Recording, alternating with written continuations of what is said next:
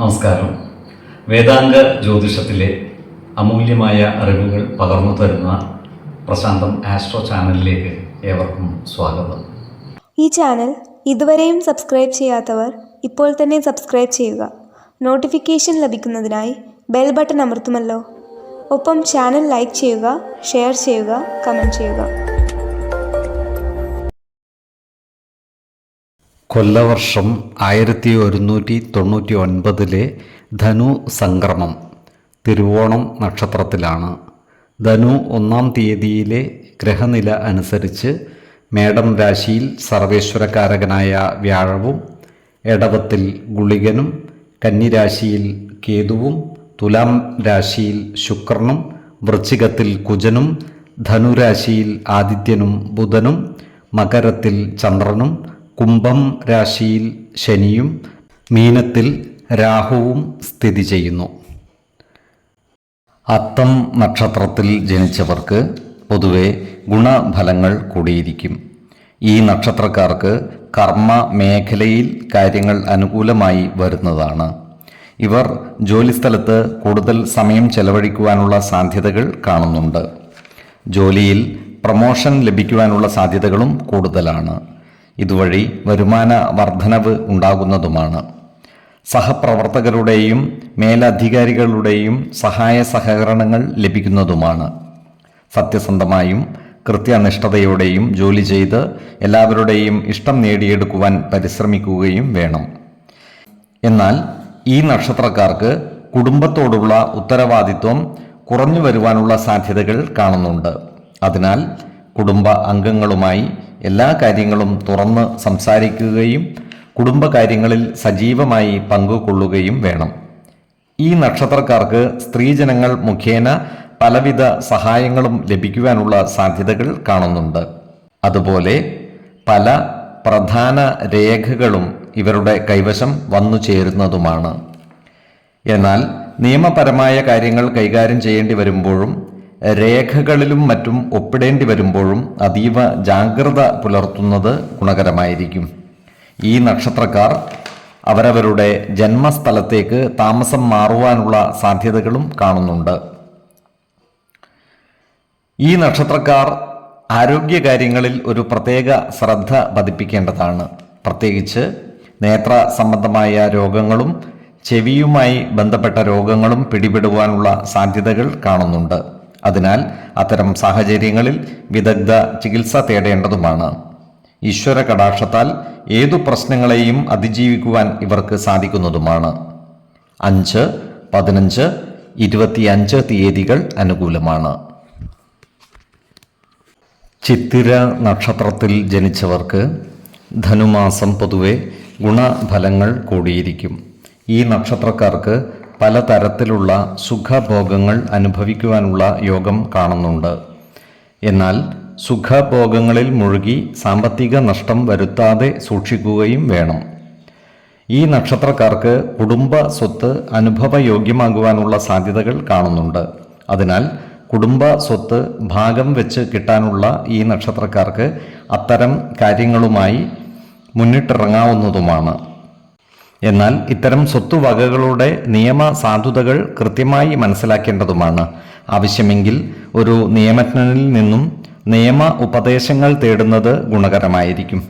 നിയമപരമായി അവകാശപ്പെട്ട സ്വത്തുവകകൾ നേടിയെടുക്കുന്നതിനായി പരമാവധി പരിശ്രമിക്കാവുന്നതുമാണ്. എന്നാൽ വസ്തുവകകൾ ക്രയവിക്രയം ചെയ്യുമ്പോൾ നഷ്ടം വന്നു ചേരുവാനുള്ള സാധ്യതകൾ ഈ നക്ഷത്രക്കാർക്കുണ്ട്. അതിനാൽ വസ്തുവകകൾ ക്രയവിക്രയം ചെയ്യുമ്പോൾ അതീവ ജാഗ്രത പാലിക്കുന്നത് ഗുണകരമായിരിക്കും. ഈ നക്ഷത്രക്കാർക്ക് അപ്രതീക്ഷിതമായ ദൂരയാത്രകൾ ആവശ്യമായി വന്നേക്കുവാൻ ഇടയുണ്ട്. എന്നാൽ ഇത്തരം യാത്രകൾ അനുകൂലമായി തീരുന്നതുമാണ്. ഈ നക്ഷത്രക്കാരായ ബിസിനസ്സുകാർക്ക് കാര്യങ്ങൾ അനുകൂലമാണ്. ഇവർക്ക് ബിസിനസ്സിൽ ഉയർച്ചയും സാമ്പത്തിക നേട്ടവും കൈവരിക്കുവാൻ സാധിക്കുന്നതാണ്.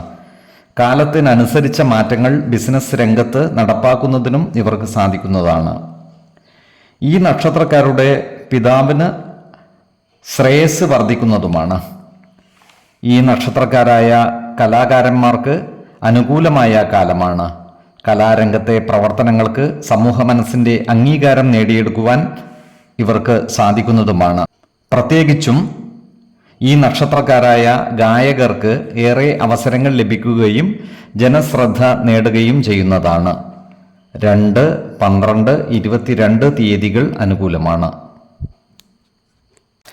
ചോതി നക്ഷത്രത്തിൽ ജനിച്ചവർക്ക് ധനുമാസം പൊതുവെ ഗുണഫലങ്ങൾ കൂടിയിരിക്കും.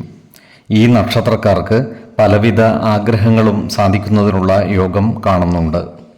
പുതിയ വീടു നിർമ്മാണം ആരംഭിക്കുന്നതിനുള്ള യോഗവും ഇവർക്കുണ്ട്. അതുപോലെ വീടോ ഫ്ലാറ്റോ പുതിയതായി വാങ്ങാൻ ഉദ്ദേശിക്കുന്നവർക്കും കാര്യങ്ങൾ അനുകൂലമായി വരുന്നതാണ്. ഭവനവുമായി ബന്ധപ്പെട്ട നിർമ്മാണ പ്രവർത്തനങ്ങൾ ആരംഭിക്കുമ്പോൾ വാസ്തു സംബന്ധമായ കാര്യങ്ങൾ വിശകലനം ചെയ്യേണ്ടതാണ്. ഭവന നിർമ്മാണത്തിനുള്ള ഉത്തമ സ്ഥലം കണ്ടെത്തുകയും ഉത്തമ മുഹൂർത്തത്തിൽ നിർമ്മാണ പ്രവൃത്തികൾ ആരംഭിക്കേണ്ടതുമാണ്. വിശ്വാസികൾക്ക് ജ്യോതിഷ പ്രശ്നചിന്ത ചെയ്ത് ഈശ്വരാനുകൂല്യം നോക്കാവുന്നതുമാണ്.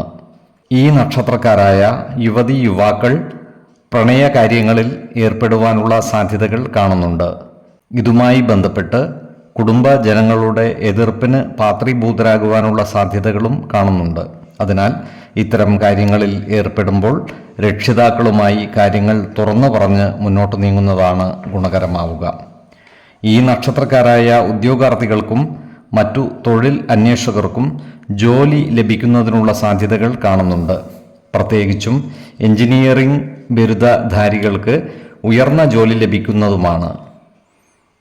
ഓഹരി വിപണികളുമായി ബന്ധപ്പെട്ട് പ്രവർത്തിക്കുന്ന ഈ നക്ഷത്രക്കാർക്കും കാര്യങ്ങൾ അനുകൂലമാണ്. ഓഹരികളിൽ നിന്നും ധനനേട്ടം ലഭിക്കുന്നതുമാണ്. എന്നാൽ ഓഹരി വിപണികളിൽ പുതിയ നിക്ഷേപങ്ങൾ നടത്തുമ്പോൾ ജാഗ്രത പാലിക്കുന്നത് ഗുണകരമായിരിക്കും. ഈ നക്ഷത്രക്കാർ ആരോഗ്യകാര്യങ്ങളിൽ ഒരു പ്രത്യേക ശ്രദ്ധ പുലർത്തേണ്ട ഒരു മാസം കൂടിയാണ് ധനു. 2, 12, 22 തീയതികൾ അനുകൂലമാണ്. വിശാഖം നക്ഷത്രത്തിൽ ജനിച്ചവർക്ക് ധനുമാസം പൊതുവെ ഗുണദോഷ സമ്മിശ്രമായിരിക്കും. വ്യാപാര രംഗത്ത് പ്രവർത്തിക്കുന്ന ഈ നക്ഷത്രക്കാർക്ക് കാര്യങ്ങൾ അനുകൂലമാണ്. പ്രത്യേകിച്ച് ഇലക്ട്രോണിക് ഉപകരണങ്ങളുടെ വ്യാപാര സ്ഥാപനങ്ങൾ നടത്തുന്നവർക്ക് ക്രയവിക്രയത്തിലൂടെ നല്ല സാമ്പത്തിക നേട്ടം ഉണ്ടാക്കുവാൻ സാധിക്കുന്നതുമാണ്.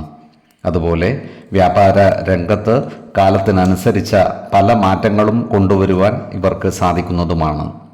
നൂതന സാങ്കേതിക വിദ്യകൾ പരമാവധി ഉപയോഗപ്പെടുത്തി വ്യാപാരം അഭിവൃദ്ധിപ്പെടുത്തുവാനും ഇവർക്ക് സാധിക്കുന്നതാണ്. എന്നാൽ ഓഹരി വിപണികളുമായി ബന്ധപ്പെട്ട് പ്രവർത്തിക്കുന്നവർക്ക് കാര്യങ്ങൾ അത്ര അനുകൂലമായിരിക്കില്ല.